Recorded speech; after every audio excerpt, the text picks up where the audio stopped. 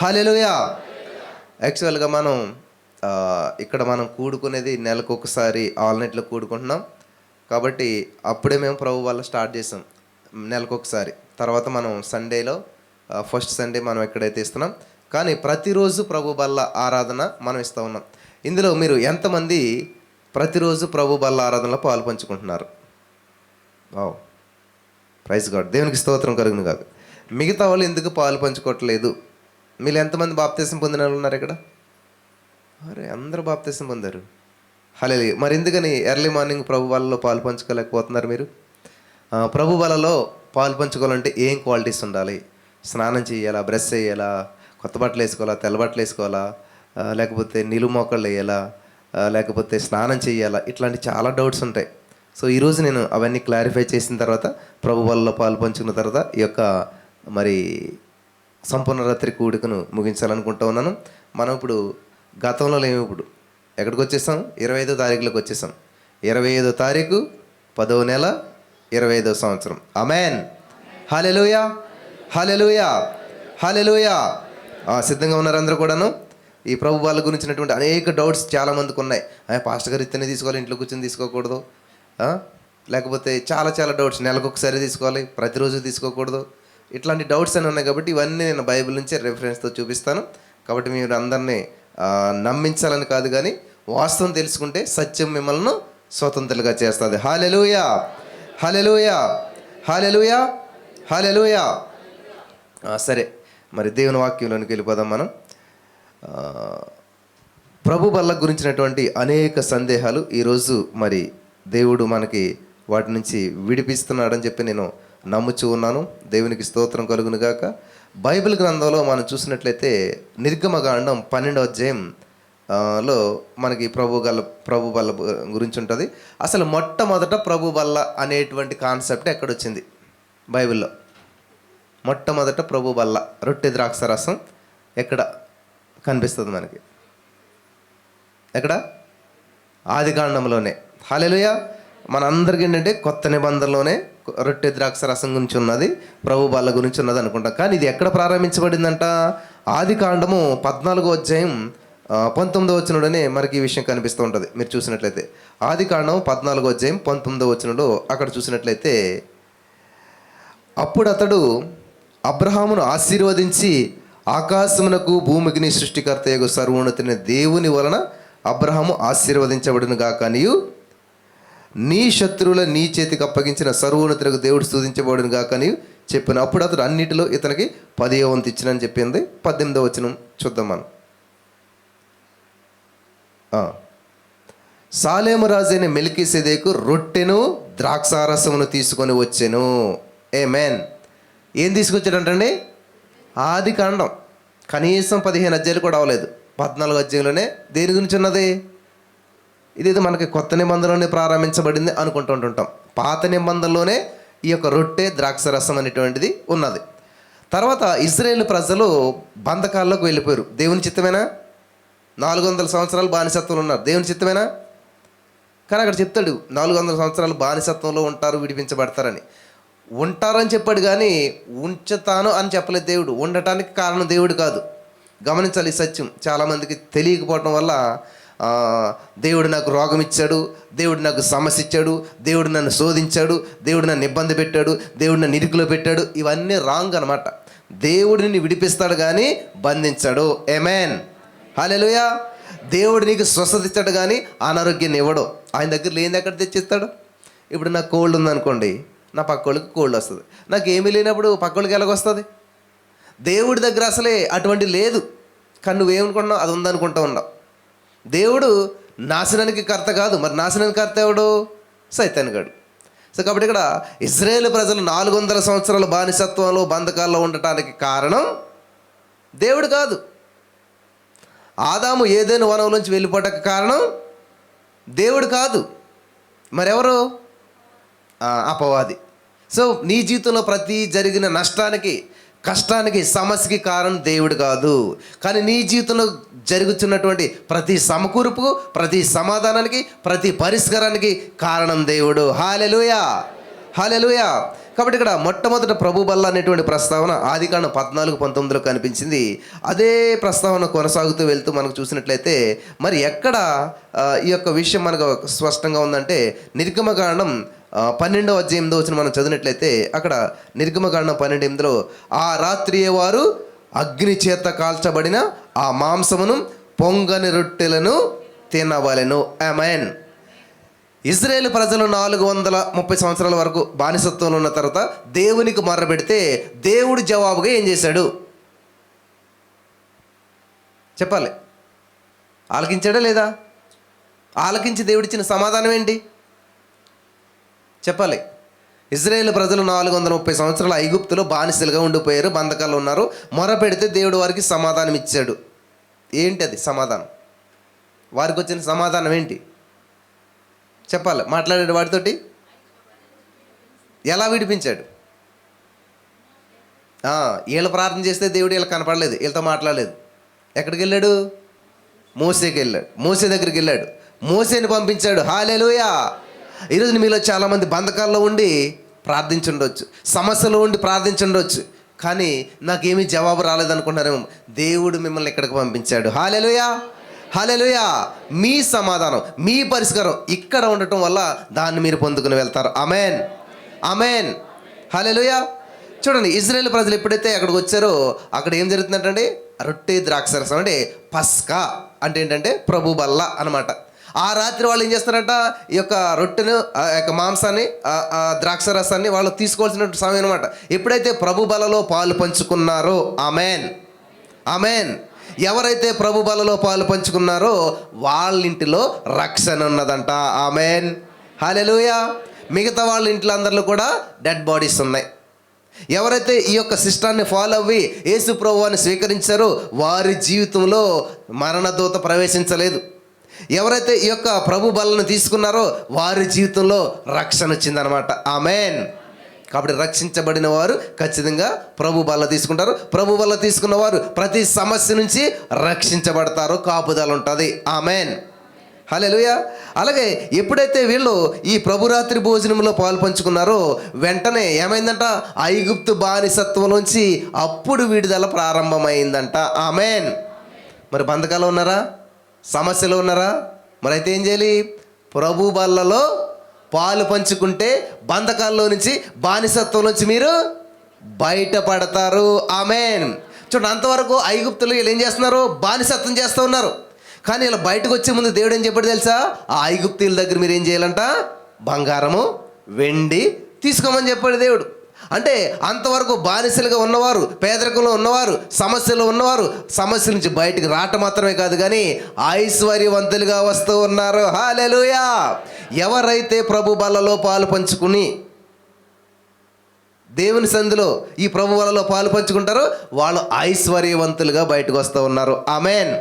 చూసారా, ఒక్క ప్రభు బల్లలో పాలు పంచుకోవటం వల్ల వారి జీవితంలో ఎన్ని పెను మార్పులు సంభవిస్తూ ఉన్నాయో. రక్షణ, విడుదల, ఐశ్వర్యము, అభివృద్ధి, బానిసత్వం నుంచి ఐశ్వర్యంలోనికి. ఆమేన్. ఇన్ని మార్పులు సంభవిస్తుంటే ఇంకా ఎందుకు మనకు అనుమానం? అసలేని ప్రభు బల్లలో పాలు పంచుకోవాలంటే చెప్తాను అది కూడా. ఎందుకని మీకు అంత భయం కలుగుతుందంటే కొన్ని వాక్యాలను చూడటం వల్ల చాలామందికి భయం కలుగుతూ ఉందన్నమాట. ఇక్కడ మరి ప్రభు బల్ల అనేటువంటిది ప్రతిరోజు తీసుకోవాలా? రోజుకి ఎన్నిసార్లు తీసుకోవాలి? మీలో చాలామందికి ప్రశ్న ఉంటుంది, వింటున్నారా? ప్రభు బల్ల ప్రతిరోజు తీసుకోవాలా? రోజుకి ఎన్నిసార్లు తీసుకోవచ్చు చెప్తారు ఎవరన్నాను? మాట్లాడతలేదు ఎవరు? సరే, ప్రతిరోజు తీసుకోవచ్చు అన్న వాళ్ళు ఎవరన్నా చేతులు ఎత్తండి. చూద్దాం, వాక్యాన్ని చూద్దాం మనం, ఎందుకంటే గాలి మాటలు చెప్తే ఎవరు నమ్మరు కదా. బైబిల్ గ్రంథంలోనే మన కొత్త నిబంధనలోకి వెళ్ళిపోదాం. అపోస్తల కార్యములు మనం చూసినట్లయితే అపోస్తల కార్యములు 2వ అధ్యాయం 42వ వచనం మనం చదివినట్లయితే అపోస్తల కార్యములు 2వ అధ్యాయం 42వ వచనం రాసుకోవాలి మీరు. ఇవన్నీ చాలా విలువైన మాటలు. వీరు అపోస్తలుల బోధయందును, సహవాసమందును, రొట్టె విరిచినందును, ప్రార్థన చేయటందును ఎడతెగక ఉందిరి. హల్లెలూయా. 4 విషయాల్లో ఎడతెగక అంటే ఎప్పుడు విడిచిపెట్టిపోకుండా, ఎక్కడ గ్యాప్ లేకుండా కంటిన్యూస్గా ఉండాలని చెప్తుంది. నెంబర్ 1 ఏంటంట? అపోస్తుల బోధ అంటే దేవుని వాక్యాన్ని బోధిస్తున్నటువంటి వాక్యాన్ని ఖచ్చితంగా ప్రతిరోజు వినాలి. నేను ఖచ్చితంగా ప్రతిరోజు వాక్యం వింటాను అన్న వాళ్ళందరూ హల్లెలూయా చెప్పండి. వావ్, హల్లెలూయా. రెండవది సహవాసం. ఇది ఫెలోషిప్. ఇది monthly fellowship, weekly fellowship, daily fellowship, morning fellowship, mid day fellowship, evening fellowship. ఎన్ని ఫెలోషిప్లు ఉన్నాయి? కాబట్టి సహవాసమందు, తర్వాత రొట్టె విరుచుట యందు ఉందా లేదా, ప్రార్థన యందు. ఇవి ఖచ్చితంగా ఈ 4 పనులు ఎడతెగకుండా చేయాలి, ఎక్కడ ఆపకుండా చేయాలి, ఏది వదలకుండా చేయాలి. మరి ప్రతిరోజున ఎక్కడుంది చూద్దాం, కొంచెం ముందుకెళ్తాం. తర్వాత వచ్చిన అప్పుడు ప్రతివానికి భయము కలిగెను, మరియు అనేక మహత్కార్యములు సూచక్రియలు అపోస్తలుల ద్వారా జరిగెను. తర్వాత విశ్వసించిన వారందరూ ఏకముగా కూడి తమకు కలిగినదంతా సమిష్టిగా ఉంచుకొనిరి. ఇదిగాక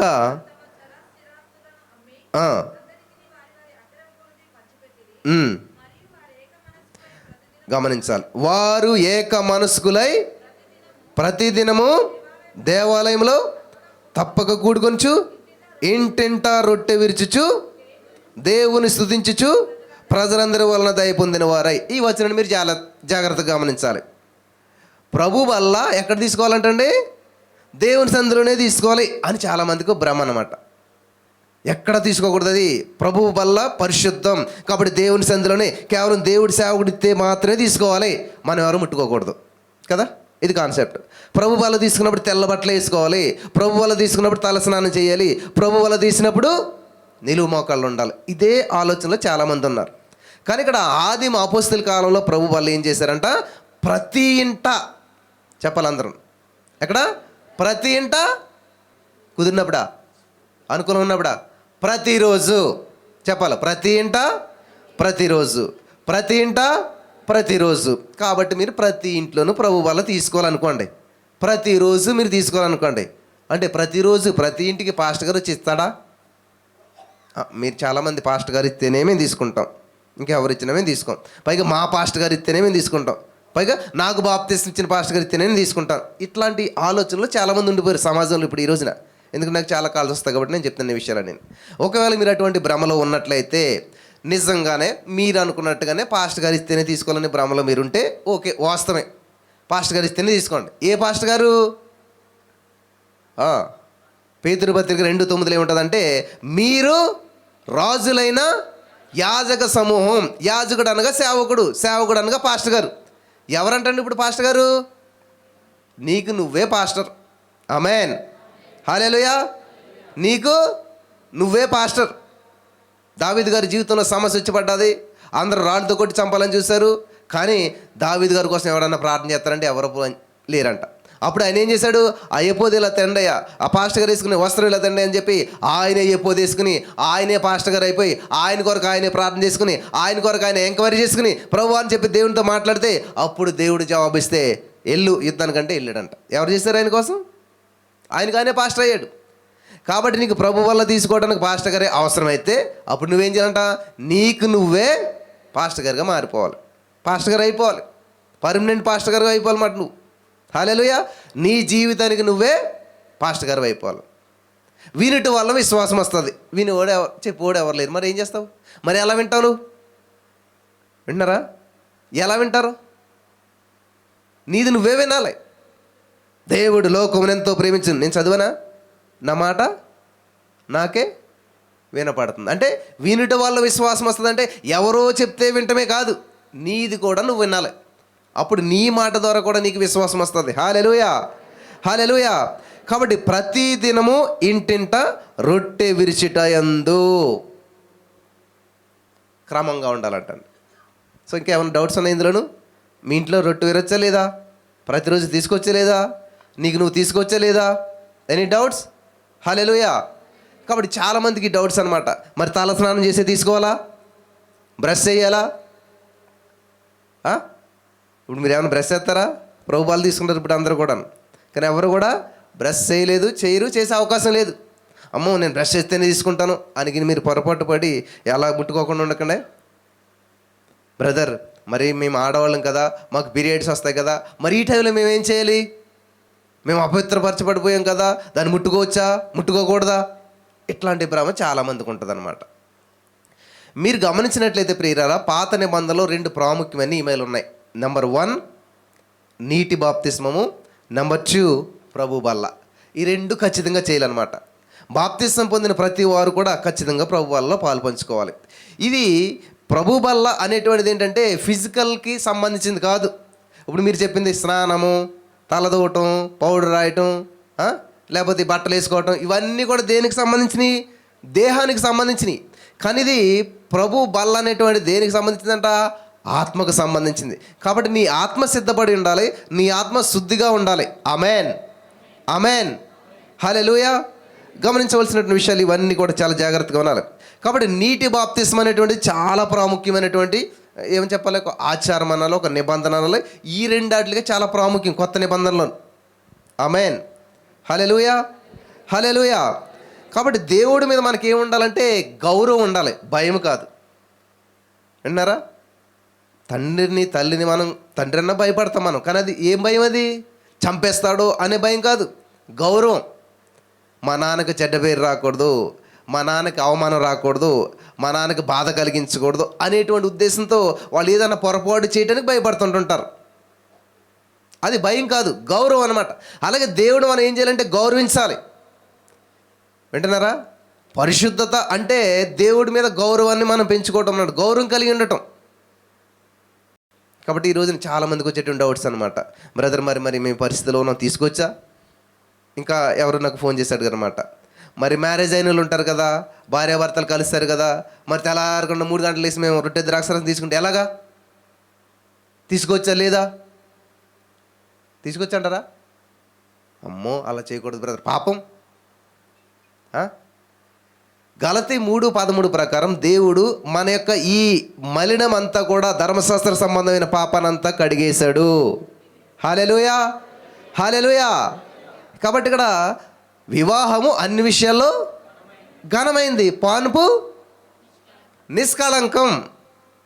సో కాబట్టి ఇప్పుడు భార్యాభర్తలు అనేటువంటి పర్వాలేదు ఏం కాదు కదా, దేవుడు నియమించిన వాళ్ళే కదా.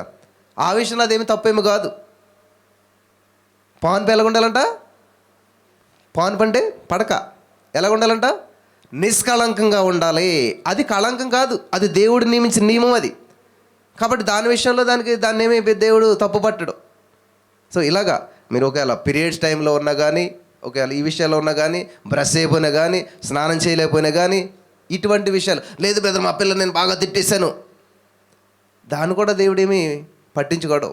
ఎందుకంటే నీకు మనసులో బాధ అనిపించింది అనుకో, ఒకవేళ దేవుని సందుకు వచ్చే ముందు నీకు అది మనసు నొప్పిస్తుందంటే వెంటనే మోకరించి, దేవా ఈ విషయంలో నేను తప్పిపోయాను, నన్ను క్షమించినందుకు వందనాలు, ఈ యొక్క విషయంలో నన్ను సరి చేసుకుంటున్నాను. ఆమేన్, హల్లెలూయా. ఒకవేళ నీకు సహోదరుతో ఎవరితో మరి సమాధానం లేదేమో, లేకపోతే నీ మనసు ఒప్పుకోవట్లేదేమో, అప్పుడు నువ్వేం చేయాలి? దేవుని సందులోకి వెళ్ళి దేవుని సందులో మోకరించి, లేకపోతే నీకు ఎదురుగా సహోదరుడు ఉంటే ఆ సహోదరుడి దగ్గరికి వెళ్ళి క్షమాపణ పొందుకుని, చేయికి హ్యాండ్ ఇచ్చుకొని, హగ్ చేసుకుని, మీరు చక్కగా క్లియర్ అయిపోయి అప్పుడు దేవుని సందులోకి రావాలి. ఆమేన్, హల్లెలూయా, హల్లెలూయా, హల్లెలూయా. ఇక్కడ యోహాను సువార్తలో ఒక మాట ఉందో మనం చూసుకుందాం. యోహాను సువార్త 6వ అధ్యాయం మనం చదివినట్లయితే, యోహాను సువార్త 6వ అధ్యాయం 52వ వచనం 53వ వచనం మనం చదివినట్లయితే అక్కడ దేవుని వాక్యం సెలవిస్తుందంటే 52-53, యూదులు ఈయన శరీరమును ఎలాగూ తిననీయగలడని ఒకరితో ఒకరు వాదిస్తున్నారంట. దేవుడు చెప్తున్నాడు, నా శరీరం తిని అని అంటే శరీరం తిన్నిస్తాడా? ఇది ఎలా తిన్నిస్తాడో చాలామంది ఇలాగా రూట్ వర్డ్ అనమాట. నేను లాస్ట్ టైం చెప్పాను కదా, తన్ను తాను అంటే ఎలాగుంది ఏమా? తన్ను తాను అంటే ఎలాగుంది? అయ్యి బాబు తన్నుతారా అన్నట్టు ఉంది.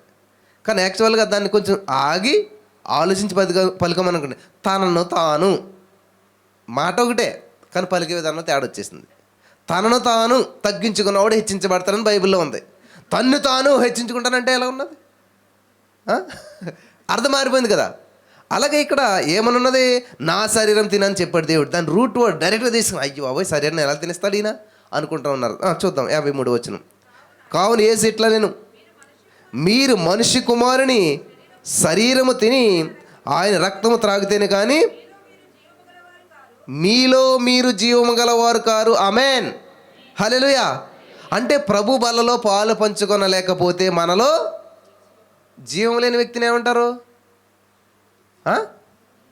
ఏంటది? డెడ్ బాడీ అంటారు. ఇంగ్లీష్లో అయితే బాగా అర్థమవుతుంది మీకు. శవం అంటారు అనమాట. పొద్దున్నే శవం లేచి పని చేసుకుంటుంది అనుకోండి, అదే పొద్దున్నే శవం లేచి చీపురెట్టి తుడుచుకుంటుంది అనుకోండి, నవ్వుతారండి. మరి అదే కదా, అప్పుడు మీరే చెప్పారు, జీవం లేకపోతే ఏంటంట? శవం. పొద్దుటే శవం లేచి బ్రష్ చేసుకుంటుంది అనుకోండి, ఎట్లా ఉంటుంది పరిస్థితి? మరి నిజంగా దేవుడు చెప్తున్న మాట ఇది. ఆయన శరీరం ఎవరైతే తినరో, మళ్ళీ చదువుదామా, నా మనిషి కుమారుని శరీరము తిని ఆయన రక్తము త్రాగితేనే కానీ మీలో మీరు జీవము కలిగిన వారు కాదు. అంటే మీరు పనులు చేసుకుంటుంటారు కానీ ఏమి లేదంట, జీవం లేదు, నిర్జీవం. అంటే ఆ మనిషిలో ప్రాణం లేదు, ఇంకా ఏదో డెడ్ బాడీ లేచి పని చేసుకుంటున్నట్టుగా ఉంటుంది అనమాట. మరి ఆధ్యాత్మికమైన మనోనేతలు తెలిసినట్లు నీకు అనిపిస్తే, నీ మనోనేతలు తెరవబడితే, ఇలాగా ఎవరైతే ప్రభు బలలో పాలు పంచుకోకుండా పని చేసుకుంటున్నారో ఈ డెడ్ బాడీస్ అన్నీ లేచి పని చేసుకుంటున్నట్టు ఉంటుంది అనమాట. చూసే వాళ్ళకి ఎలాగుంటుంది? ఇప్పుడు గుడ్డోడికి ఏం తెలియదు కదా. ఇద్దరు గుడ్డోళ్ళు కలిస్తే గోతిలో పడతారు, ఎందుకంటే ఇద్దరికి తెలియదు కాబట్టి. ఎవరన్నా కళ్ళు ఉన్నవాడు చూస్తే అరే గోతిలో పడుతున్నారని చెప్పి పట్టుకొట్టుకుంటుంది. అలాగే ఇక్కడ ఎవరైతే ప్రభు బలలో పాలు పంచుకుంటున్నారో వాళ్ళకి తెలుస్తుంది అనమాట, అరే వీళ్ళ చీకట్లో ఉన్నారు ఇలా అని చెప్పేసేసి. వాళ్ళు తీసుకురు వీళ్ళు తీసుకురు కాబట్టి ఏం చేస్తారు? శాపం వచ్చేస్తుంది నీకు, పాపం వచ్చేస్తుంది నీకు. దోమలు లేకుండా ఓడియగట్టే ఏంటంటే, దోమలు లేకుండా ఓడియగట్టి ఒంటెలను మింగేటువంటి అందులైన మార్గదర్శకులారు అంటాడు మత్తయి సువార్త 23 యేసుప్రభువారు. చూడండి, దోమ దోమ దోమ అని ఏం చేస్తారంట? వడపోసి దోమల్ని వడగడతానంట, కానీ ఒంటెలు మింగేస్తారంట. అంటే చిన్న చిన్న తప్పులన్నీ చూపిస్తారు కానీ అసలు విషయాలు మింగేస్తూ ఉంటుంటారు అన్నమాట. సో కాబట్టి ప్రభు బల్లని ప్రతిరోజు తీసుకోవచ్చు, రోజుకి 3 సార్లనే తీసుకోవచ్చు. దీనికి నియమాలు నిబంధనలు ఏమీ లేవు. అలాగని చెప్పి నిష్టానుసారంగా చేయమని లేదు, ఉన్నాయి కొన్ని నియమాలు ఉంటాయి. చూద్దాం మనం ముందుకెళ్ళి కొద్దాన్ని. దేవునికి స్తోత్రం కలుగును గాక, హల్లెలూయా. కాబట్టి మీలో జీవం గలవారు కాదు, బ్రష్ చేయాలా, స్నానం చేయాలా, ఇది కాదు మెయిన్ కాన్సెప్ట్ ఇక్కడ. ఇంతకు ఇక్కడ సూర్యకారం వచ్చింది కదా, ఏంది ఈరోజు కీర్తనలో సామెతలో 25లో వచ్చింది చూడండి, సూర్యకారం అనే మాట. ఆకారం వికారం ఉన్నా కానీ బుర్ర సూర్యకారంలో పనిచేయాలంట, అంత పవర్ఫుల్గా పనిచేయాలి. హల్లెలూయా. నువ్వు ఎగ్జామ్ ఏ డ్రెస్ వేసుకు రాసావు, తలకు నూనె పెట్టుకున్నావా, తల దూకున్నావా, ఏం చూస్తారండి? ఎగ్జామ్ పేపర్లో నువ్వు ప్రశ్నకి కరెక్ట్గా ఆన్సర్ రాసావా లేదా. అలాగే దేవుడు నీ హృదయ స్థితిని చూస్తాడు. ఎటువంటి హృదయంతో ప్రభు సన్నిధిలో పాలు పంచుకుంటున్నావు, ఎటువంటి హృదయంలో దేవుని సన్నిధిలో నీ యొక్క హృదయాన్ని సమర్పించి ప్రభు బలం తీసుకుంటున్నావు. ఇచ్చినటువంటి సేవకుడు పరిశుద్ధుడా అపరిశుద్ధుడా, ఇది కాదు. నేను సేవకుడితేనే తీసుకుంటాను అంటే ఎలా కుదురుతుంది? ఇప్పుడు 100 మంది కాబట్టి అందరికి వచ్చి ఇవ్వగలుగుతాం. అది 1000 మంది అయితే, 10,000 మంది అయితే, 10,000 మందికి ప్రభు వాళ్ళు ఇస్తుంటే ఇంక పని ఏముంటుంది? ఇంక 10 రోజులు పంచి పెడతా కూర్చోవాలన్నమాట ఇంకా. అంతే కదా మరి. ఒక్కొక్కరికి ఇవ్వాలంటే లేదు, ఇది షాపులోది నేను తిన్నాను, మీరు ఆ పిండి అట్టుకొచ్చి పిసికి దాన్ని చేసి ఏమంటారు, పుల్లలు లేకుండా కట్టెలు లేకుండా చేసి అలా చేస్తేనే రొట్టె అదే తింటాం అంటే ఇది ఎలా జరుగుతుంది? అంత ఎక్కడవుతుంది కదా. అంటే ఆ ఆచారంలో ఉండిపోయారు, ఆ పద్ధతుల్లో ఉండిపోయారు. కాబట్టి వాటన్నిటి నుంచి బయటకు రావాలి, సత్యం ఏంటో తెలుసుకోవాలి. హల్లెలూయా, హల్లెలూయా, హల్లెలూయా. కాబట్టి ఇక్కడ 1 కొరింథీ 11:27-28 చూసినట్లయితే అక్కడ ఒక సత్యం దాగి ఉన్నది, దాన్ని మనం చదువుతాం. 1 కొరింథీ 11:27 చూసినట్లయితే అక్కడ దేవుని వాక్యం సెలవిస్తుందంటే, కాబట్టి ఎవడు అయోగ్యంగా ప్రభు యొక్క శరీరం తినునో ఆయన పాత్రను తాగునో వాడు ప్రభు యొక్క శరీరమును గూర్చియు రక్తమును గూర్చియు అపరాధి. అంతే, ఇది పట్టుకుంటారండి. ఇంకా ఎవరైతే ప్రభు బల్లలో అజాగ్రత్తగా పాలు పంచుకుంటారో వాళ్ళు అపరాధులైపోతారు. 28 కాబట్టి ప్రతి మనుష్యుడు తనను తాను పరీక్షించుకొనవలెను, అలాగూ చేసి ఆ రొట్టెను తిని ఆ పాత్రను త్రాగవలెను. ప్రభు శరీరమని వివేచింపగా తిని త్రాగువాడు తనకు శిక్షా విధి కలుగుటకే తిని త్రాగుచున్నాడు. అంతే, ఈ మాట పట్టుకుంటారు. వామ్మో, ఏమొచ్చేస్తుందంట? ప్రభు బల్లలో అజాగ్రత్తగా పాలు పంచుకుంటే శిక్ష వచ్చేద్ది, శాపం వచ్చేద్ది. అంతే, ఇంకా మళ్ళీ దాని జోలికి వెళ్ళరు. ఇంక అంతే. రోడ్డు ఎక్కితే యాక్సిడెంట్ అవుతుంది. జీవితంలో రోడ్డు ఎక్కరు, మరి ఎక్కడికంటారు? ఇంట్లో కూర్చొని ఉండాలి ఇంకప్పుడు. ఇప్పుడు రాత్రే బస్సు కాలిపోయింది, దగ్గర దగ్గర 22 మంది చనిపోయారు ఈ టైం కరెక్ట్గా 3:30కి, 24 hours క్రితం. ఇంక మీరు బస్సు ఎక్కడం మానేస్తారు ఇప్పుడు? అలాగే ఉంది మరి. ఇప్పుడు దేవుని వాక్యం చదివి అక్కడ ఉన్నదాన్ని తీసుకుని ఇదిగో ఇలాగ కాబట్టి ఇలాగా ఎన్నో జాగ్రత్తగా వెళ్ళాలి మీరంతా కూడా. ఇక్కడ అసలు ఏంటంటే సందర్భం ఏంటంటే ఇక్కడ ఏం చెప్తున్నాడంటే ఆయన ఈ వచనాన్ని చదివేసి చాలామంది భయపడిపోతూ ఉన్నారు.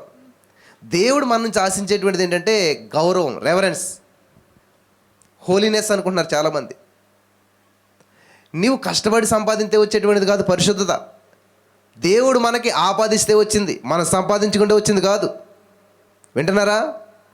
మనం ఉచితంగా నీతిమంతులుగా తీర్చబడ్డారు. నీతిమంతుడు లేడు, ఒక్కడో లేడంట.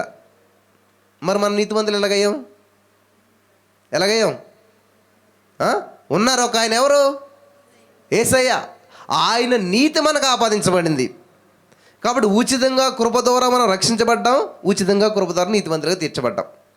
అర్థమైందా? దేవుడు కప్పాడు నీతి మన మీద. మనంతా మోసము, దోషం, వేషం అన్నిటిని కడిగేసి ఆయన రక్తం ద్వారా క్లీన్ చేసి అప్పుడు నీతి అనే వస్త్రాన్ని మనకు తగిలించాడు. ఆమేన్, హల్లెలూయా. ఇప్పుడు మనం ఎవరు? నీతిమంతులం. చెప్పండి, నేను నీతిమంతుడు. ఎలా జీవిస్తాడు? నీతిమంతుడు విశ్వాస మూలంగా జీవిస్తాడు. ఆమేన్, ఆమేన్. నీతిమంతుని పిల్లలు భిక్షం ఎత్తుకున్నట్టు నేను చూడలేదు అన్నాడు భక్తుడు. మరి ఎందుకు నువ్వు భిక్షం ఎత్తుకుంటారు తెల్లారితేని? ఎవరిని అడుగుదామా, ఎవరిస్తారా, ఎవరు సాయం చేస్తారా? ఎందుకు ఈ మెంటాలిటీ అంతాను? నేను చాలాసార్లు చెప్పాను. ఒక ఎగ్జాంపుల్ కదా నా జీవితంలో జరిగింది. కొన్ని సంవత్సరాల క్రితం నా పెద్ద కూతురు బిర్యానీ అడిగింది అనమాట. కానీ నా పరిస్థితి బాగోలేదు. బాగోలేదంటే డబ్బులు లేవు నా దగ్గర. నేను అడిగానంటే బోల్డ్ డబ్బులు వస్తాయి నాకు. కానీ నాకున్న బలహీనత ఏంటంటే నేను అడగను, ఎవరిని అడగను. అది ఎంత క్లిష్ట పరిస్థితి వచ్చినా నేను అడగను. అది నా డెసిషన్. చిన్నపిల్లకి ఆకలిస్తున్నా సరే నేను అడగను. ఈవెన్ నా ఫ్రెండ్స్ ఉన్నారు బోల్డ్ మంది, ఒక్కరికి మెసేజ్ పెట్టినా డబ్బులు వచ్చేస్తాయి ఫోన్పేలో.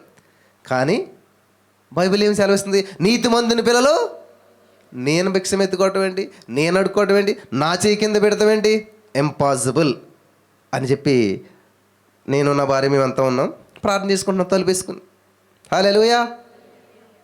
వేసిన తలుపు కొడుతున్నారు ఎవరో వచ్చి. ఆయన ఇక్కడ రాలేదు ఈరోజు, మీకు చూపింది సాక్ష్యం కూడా. తలుపు కొడుతున్నారు. ఏంటి? బిర్యానీ ప్యాకెట్ పట్టుకుని వచ్చి తలుపు కొడుతున్నాడు ఆయన. హల్లెలూయా, హల్లెలూయా. ఆకర్షణలో అద్భుతం చేస్తాడు దేవుడు. కానీ నీకేంటి? వెంటనే జరగాలంతే, లేదంటే కోల్పోతా విశ్వాసం. కానీ నీకు షారామ్ గారిలాగా ఏమంటే ఇంక మనకు పిల్లలు ఎక్కడ పుడతారు, ఇది నిన్ను మార్గం చూపిన దాంతో నడిచేసేయండి, వెంటనే వచ్చేద్దాం ఆలోచన. ఆగరు కాబట్టి హాగర్లు వస్తారు. ఆగుంటే షారాకి ఇసాకు వచ్చేవాడు. ఆవిడ ఆగలేదు కాబట్టి హాగరే ప్రత్యక్షం అవ్వాల్సి వచ్చింది అక్కడ. మీలో చాలామందికి ఇలాగనమాట, ఆగలేరు, ఇంకా వెంటనే అయిపోలేదని సరే. కానీ అక్కడ అద్భుతం జరగడానికి కొంచెం సమయం పడుతుంది. నీ పేషెన్స్ని చూస్తాడు దేవుడు, నీ సహనాన్ని చూస్తాడు దేవుడు. ఇవన్నీ పరీక్షించబడిన తర్వాత అద్భుతం జరుగుతుంది. హల్లెలూయా, హల్లెలూయా. 30వ వచనం, ఇందువలనే మీలో అనేకులు బలహీనులను రోగులను అయి ఉన్నారు, చాలామంది నిద్రిస్తున్నారు. అంతే, ఇంకా అయిపోయింది. ఇంకేంటి? అస్సలు ఇలాగ టచ్ చేస్తే కరెంట్ దగ్గర టచ్ చేసినట్టు ఉంటుంది అన్నమాట. ఇంకా వాళ్ళకి ప్రభు బలను ముట్టుకోవాలంటే అమ్మో ముట్టుకోకూడదు, అలాగ అసలు అందరు దగ్గరికి వెళ్ళదు. నా చిన్నతనంలో ఇలా కూడా మన పరిస్థితి అంతా. ప్రభు వాళ్ళు అస్సలు ముట్టుకోవద్దు, ఆ క్లాత్ ముట్టుకోవద్దు అస్సలు. అయ్యి బాబు ఎంత పరిశుద్ధం అంటే మళ్ళీ ఇక్కడ ప్రభు వాళ్ళు తీసుకుంటారు అంతే. అక్కడ దాకా నడిచి వెళ్ళిన తాకుండి ఈ పరిశుద్ధం అంతా పక్కన పెడతారన్నమాట మనతో. ఇంకా మామూలే జీవితం అంతా కూడా. బూతులు మామూలే, తాగుడు మామూలే, అన్నీ మామూలే. కానీ దేవుడిని చూసేది పై వేషధారణ కాదు, పై హృదయం కాదు, లోపల అంతరంగాన్ని పరిశీలన చేస్తాడు, అంతరంగాన్ని చూస్తాడు. అది చాలా ప్రాముఖ్యమైనటువంటిది. కాబట్టి ఈ వచనం పట్టుకునే పాస్టర్ గారులు అందరూ ఇదే మార్కు మొదటి గురించి 11 ఈ 11 అధ్యాయం చదివేస్తారు, ఇదే చూపిస్తారన్నమాట. జాగ్రత్త జాగ్రత్త, పరిశీలన చేసుకో, సరి చేసుకో అంటే ఇంక వీళ్ళు ఏడుపులు చూడాలి. అసలు దేవుడు ప్రభు బలు ఇచ్చుకున్నప్పుడు ఏం జ్ఞాపం చేసుకోమన్నాడు?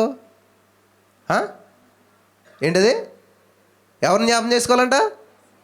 దేవుడిని జ్ఞాపం చేసుకున్నాడు. అస్సలు దేవుడి జ్ఞాపకం రాడు. ఏడుపుతారే ఉంటారు. ప్రభువా నేను తప్పు చేశాను, నేను అది చేశాను, ఇది చేశాను, ఈయన ఎలాగన్నాను, ఇదే నడుస్తుంది అంతా. ఈ లోపల రొట్టె రసరసం చేతులకు వచ్చేస్తుంది, ఏడుపంతా అయిపోయాక నోట్లు వేసుకుంటారు, అయిపోయింది. ఇదే జరుగుతుంది. కానీ వాస్తవానికి అక్కడ దేవుడు ఏం చెప్పాడు? మీరు ఇది చేసినప్పుడు నన్ను జ్ఞాపకం చేసుకోండి. అక్కడ దేవుడు అసలు జ్ఞాపకం రావట్లేదు. మొత్తం అంతా కూడా ఆవిడ తిట్టాను, ఈవిడ తిట్టాను, అలాగన్నాను, ఇలాగన్నాను, ఇలా జరిగింది, అది జరిగింది, ఈ అంత ఏడుపులతో జరిగిపోతుంటుంది అనమాట. కానీ వాస్తవానికి అది కాదు. ఇది చేసిన తర్వాత ఏంటంటే నిద్రిస్తున్నారు అంటే చచ్చిపోతారు. జాగ్రత్త, ప్రభు బలలో పాలు పంచుకున్నావు అంటే పైకి పోతావు. ఇంకెలాంటప్పుడు ఎవరు వెళ్తారు ప్రభు వాళ్ళ దగ్గరికి?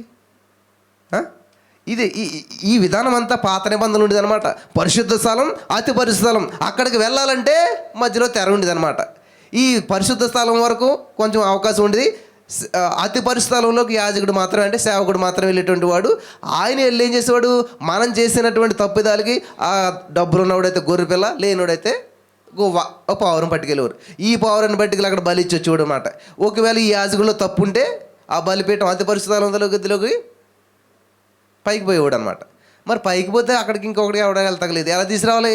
ఇది అంతా కుదరదని చెప్పి ఈ యాజకుడికి ఏం చేసేవారు? ఈ తాడోటి కట్టేవారు అన్నమాట. మరి తాడు కట్టి సరిపోతుందా? గంట ఒకటి కట్టేవారు పక్కనే. ఈ గంట ఏం చేసేది? నడిచినని చెప్పి గంట ఊగిది అనమాట.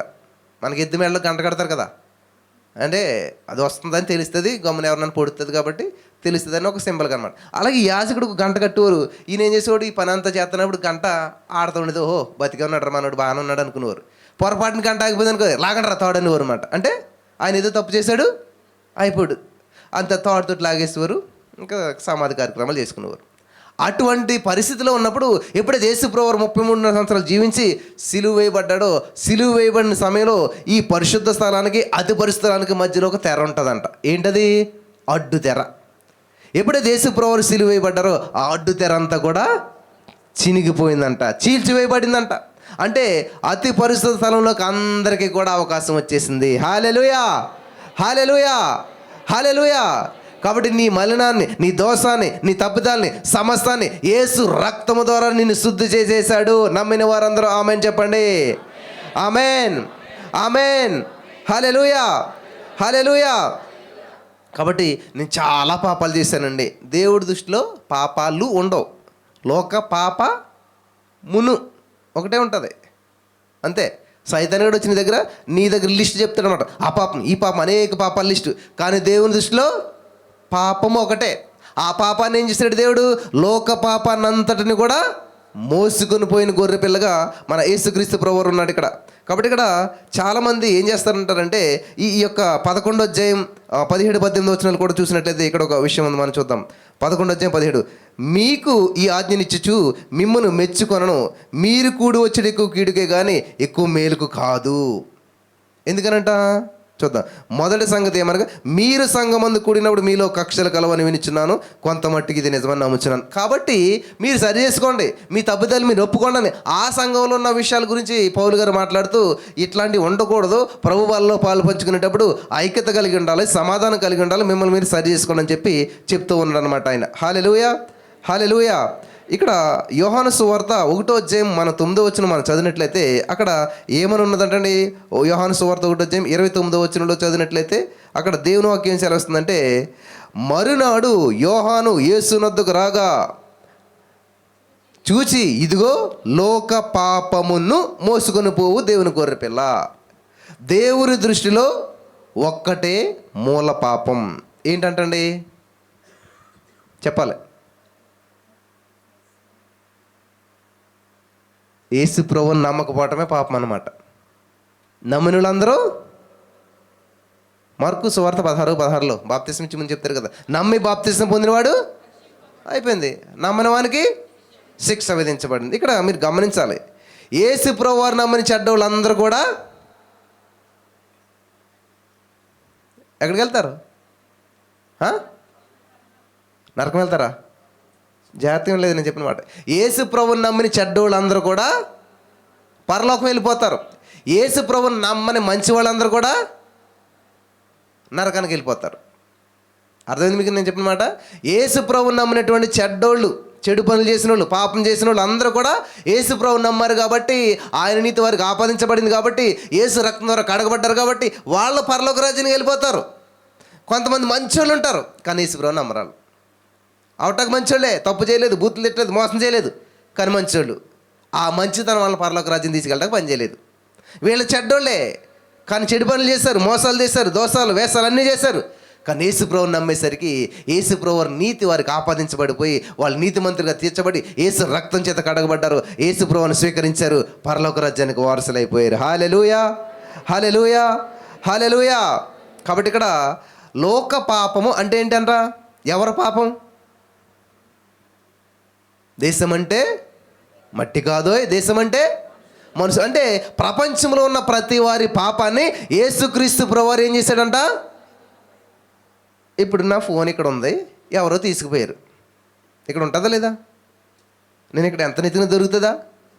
మరి మనం చాలామంది అదే చేస్తాం. నేను పాపిని. ఏం పాపం? ఎక్కడది పాపం? ఆయన ఏం మోసుకుపోతే మళ్ళీ ఇంకా పాపం అంటే ఇంకా పాపం ఎక్కడ వస్తుంది? యేసుప్రభు నమ్మకపోవటం పాపం. ఎప్పుడైతే నమ్మవో నీ పాపం అంతా తీసివేయబడింది. హల్లెలూయా, హల్లెలూయా. ఎప్పుడైతే యేసుప్రభువును స్వీకరించావో నీ దోషం అంతా కడిగి వేయబడింది. యేసుప్రభు నమ్మి బాప్తిజం పొంది ప్రభు వల్ల పాలు పంచుకుని కూడా నేను పాపని అన్నామంటే అది చాలా రాంగ్. వింటున్నారా?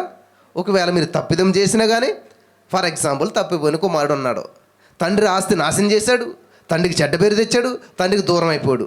వచ్చిన తర్వాత ఏమన్నాడు తండ్రి? ఎవడో పనికి మాలోడు వచ్చాడు అన్నాడా? ఈడు ఎవడో అడుగు తినోడు వచ్చాడు అన్నాడా? మరి ఏమన్నాడు? మెడ మీద పడి ముద్దెట్టుకున్నాడంట. ఎందుకని? ఏది చేసినా కానీ తండ్రి కొడుకులకున్న సంబంధం పోవడం లేదు. హల్లెలూయా, హల్లెలూయా. కాబట్టి ఈ రోజున నువ్వు నీతిమంతుడిగా ఉంటే వచ్చేది నీతి కాదు, నువ్వు పాపం చేస్తే పోయేది నీ యొక్క పరిశుద్ధత కాదు. ఎందుకంటే నువ్వు పరిశుద్ధంగా ఉండటం బట్టి వచ్చింది పరిశుద్ధత కాదు, అది ఆయన ఉచితంగా నీకు ఇచ్చినటువంటి పరిశుద్ధత. కాబట్టి నువ్వు పాపం చేసినంతరాన్ని నీ యొక్క పరిశుద్ధత కోల్పోవు. ఆమేన్, ఆమేన్. వింటున్నారు జాగ్రత్తగాను? దేవుడు మనకేం చేశారంటే ఆయన ద్వారా ఆపాదించబడింది మనకు. అది ఆయన నీతిమంతుడు, ఆయన పరిశుద్ధుడు, కాబట్టి అది ఆయన ద్వారా మనకు వచ్చింది.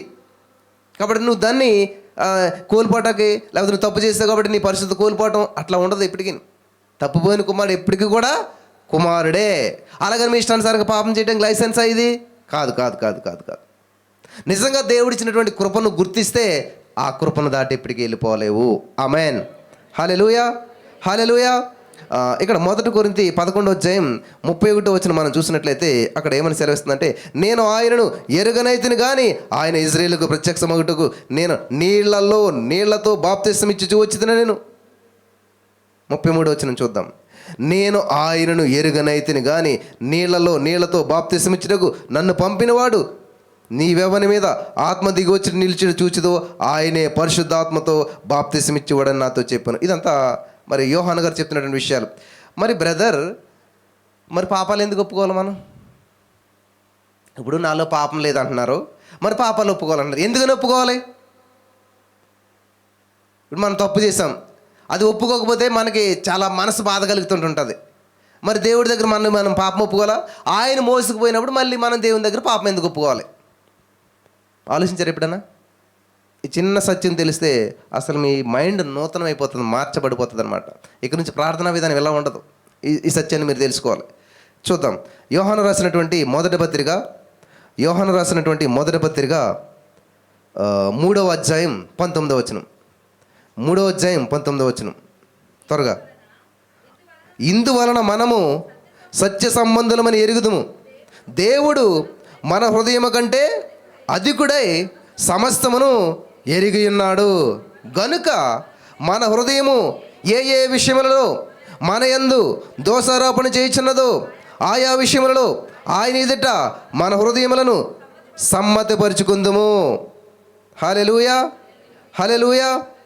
గమనించాలి, ఇక్కడ నీ హృదయం నీ మీద నేరారోపణ చెందుతుంది, నీ మనసు నీ మీద నేరం మోపుతుంది, నీ మనసు నీలో ఉన్న పాపాన్ని చూపిస్తుంది. దేవుడు కాదు. మనస్సాక్షి గద్దించింది అంటారు, విన్నారా? నా మనస్సాక్షి ఒప్పుకోలేదు అంటుంటారు, విన్నారా? కాబట్టి నీలో ఉన్న లోపాన్ని, పాపాన్ని, శాపాన్ని చూపించింది నీ మనసు, నీ హృదయం ఒప్పుకోదు. కాబట్టి నీ హృదయము, ఇక్కడ చూడండి, హృదయం కంటే దేవుడు అధికుడు, నీ మనసు కంటే దేవుడు అధికుడు. కాబట్టి నీ మనసుకు ఇబ్బంది కలగకుండా ఉండటానికి నీ మనసు ఒప్పుకోవట్లేదు. కాబట్టి నీ మనసుని నోరు మూయించడానికి నువ్వేం చేయాలి? ఒప్పుకోవాలన్నమాట. అర్థమైంది మీకు అందరికీ? నీ మనసు గందరగోళం చేస్తుంటుంది కాబట్టి ఆ మనసు నోరు మూయించడానికి ఈ పాపాలన్నీ ఒప్పుకోవడం తప్ప. కానీ ప్రభు దగ్గర నువ్వు నేను పాపిని, నేను దోషిని అని ప్రభుతో అనవలసిన పని లేదు. నీ హృదయం. అందుకే దావీదు అంటాడు, నా ప్రాణమా నీ వేళ తొందరపడుచున్నావు. హల్లెలూయా. అర్థమైంది ఇక్కడ? కాబట్టి మన పాపాలు ఎందుకు ఒప్పుకుంటామంటే మన మనస్సాక్షి, మన హృదయము నిమిత్తం. హల్లెలూయా, హల్లెలూయా. ఈ హృదయము నోరు ముయించటానికే. ఆమేన్, ఆమేన్. మన హృదయము నోరు ముయించటానికి. సో ప్రభు బల్లలో మీకు ఏమైనా డౌట్స్ ఉన్నట్లయితే దయచేసి మరి క్లారిఫై అవ్వని నేను నమ్ముచున్నాను. కాబట్టి నేను పాపని దోషిని అంత మటు మీరు అనవలసిన అవసరం లేదు. కానీ నీ హృదయము నోరు ముయించాలంటే నువ్వు చేసిన తప్పిదాన్ని నీకు నువ్వే ఒప్పుకోవాలి. దేవుని దగ్గర కాదు, దేవునితో కాదు, నీ హృదయాన్ని నోరు ముంచుటాక అనమాట. సో కాబట్టి ప్రభు వాళ్ళలో పాలు పంచుకోవాలంటే ఈ సిస్టమ్ ఉండాలి. బ్రష్ చేసుకోవాలి, స్నానం చేయాలి, తెల్ల బట్టలు వేసుకోవాలి, నిలువు మోకాళ్ళు వేయాలి, లేకపోతే పాస్టర్ గారు ఇవ్వాలి, పాస్టర్ గారు ఇతని తీసుకోవాలి, చర్చి నుండి తీసుకోవాలి. ఇటువంటి అనుమానాలన్నీ లేకుండా ప్రతిరోజు ప్రభు సన్నిధిలో, ప్రతిరోజు ప్రభు బలలో మీరు పాలు పంచుకుంటూ ఉన్నట్లయితే అద్భుతమైన కార్యాలు మీరు చూడగలుగుతారు. హల్లెలూయా. ఆర్థిక పరమైన అభివృద్ధిని మీరు చూడగలుగుతారు. ఆరోగ్య విషయంలో మీరు ప్రొటెక్షన్ మీరు చూడగలుగుతారు. మరి ఐశ్వర్యవంతులు మీరు కాగలుగుతారు. అనేక సమస్యలు, బంధకాల నుంచి ఐగుప్తు ప్రజలు ఎప్పుడైతే రొట్టె ద్రాక్షారసం ఎప్పుడైతే ప్రభు వల్ల పాలు పంచుకున్నారో అదే రాత్రి వారికి విడుదల. ఆమేన్. అదే రాత్రి వారికి మరి ఐశ్వర్యవంతులు అవ్వారు. ఆమేన్. అదే రాత్రి వాళ్ళకి బానిసత్వం నుంచి, బంధకాల నుంచి బయటకు వచ్చారు. కాబట్టి ఈ రోజున మీరంతా కూడా నిస్సందేహంగా ప్రభు వల్ల పాలు పంచుకోవడానికి దేవుడు అవకాశం ఇచ్చినాడు. మరి సమయంలో మీరంతా కూడా మరి ప్రభు వాళ్ళ మీ దగ్గరకు వస్తుండగా మీరందరూ వాటిని స్వీకరించి మరి ప్రభు వాళ్ళలో పాలు పంచుకోవాలని చెప్పి ప్రభు పేరట మనం చేస్తూ ఉన్నాను. హల్లెలూయా, హల్లెలూయా. ఇంకెవరికైనా ఏమైనా డౌట్ ఉన్నదా? ఎవరికైనా ఏమైనా డౌట్స్ ఉన్నాయా? ప్రభు వాళ్ళ గురించినటువంటి డౌట్స్ ఏమైనా ఉన్నాయా? అది రాత్రి తీసుకోవాలా, ప్రభు రాత్రి కాబట్టి పగలు తీసుకొచ్చా, ఇట్లాంటి డౌట్స్కి ఏమైనా ఉన్నాయా?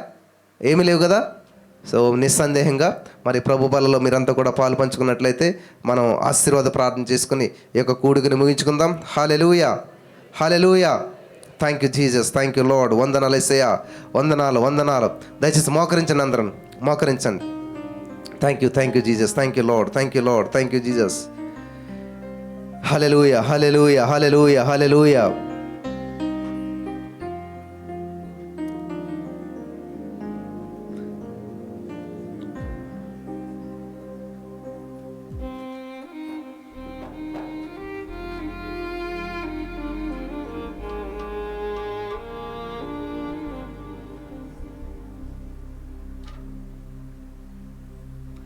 సిల్వలో నాకై కార్చెన్ యేసు రక్తము, సిల్వలో నాకై కార్చెన్ యేసు రక్తము, శిలమైన నన్ను